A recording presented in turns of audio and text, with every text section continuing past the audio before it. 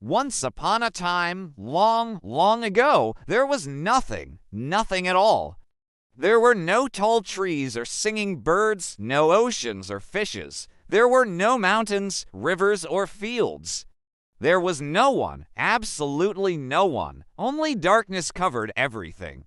But even in the darkness, God was there, and God looked at the darkness, and it wasn't pleasing to him. So God said, "Let there be light," and there was light. The darkness was gone. God saw that the light was good, so he separated the light from the darkness. God called the light day and the darkness night, and that's how the first day began. Then God looked at the sky, which was just a big black hole, and he said, "Let's make the sky like an ocean full of water." So God made clouds as white and soft as cotton candy, and he put the sun, the moon, and the stars in the sky. The sun was like a giant ball of fire that gave light during the day. The moon was a giant ball of cheese that glowed at night. And the stars twinkled like tiny candles. It was so beautiful.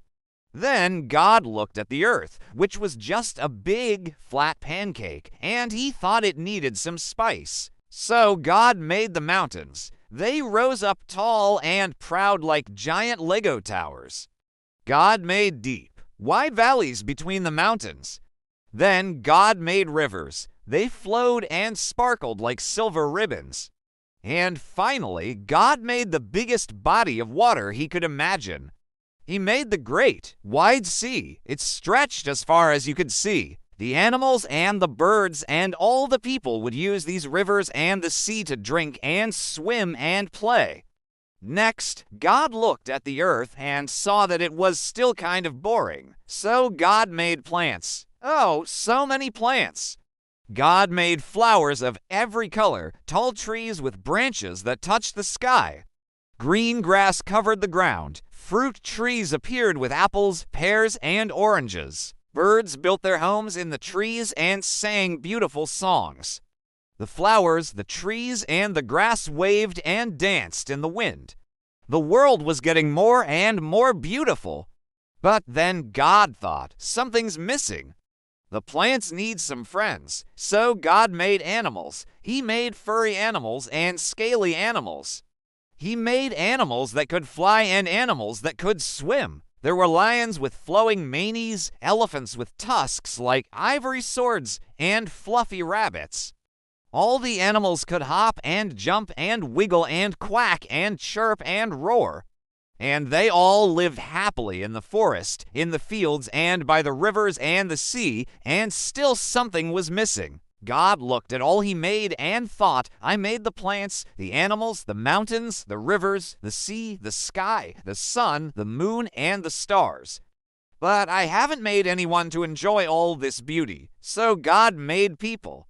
He made a man named Adam and a woman named Eve. God gave them soft skin so they wouldn't be furry like the animals. He gave them 2 arms and 2 legs so they could walk and run. And he gave them curious eyes to explore the world. God put Adam and Eve in the garden, and it was their job to take care of all the plants and animals. Adam and Eve lived happily in the garden, and they loved all the plants and animals that God made. And that's how the world began. The world began with God's love and power. Do you remember the whole story? Let's sing it once more. Very long ago, there was nothing, nothing at all. There was no one, only God. God said, "Let there be light," and there was light. Then God made the sky and the sun and the moon and the stars. Then God made the land, the mountains, the rivers, and the sea. Then God made the plants, the trees, the flowers, and the grass. Then God made the animals, the birds, the fishes, and the insects. Then God made people, Adam and Eve, and God looked at everything and said, "It is very good."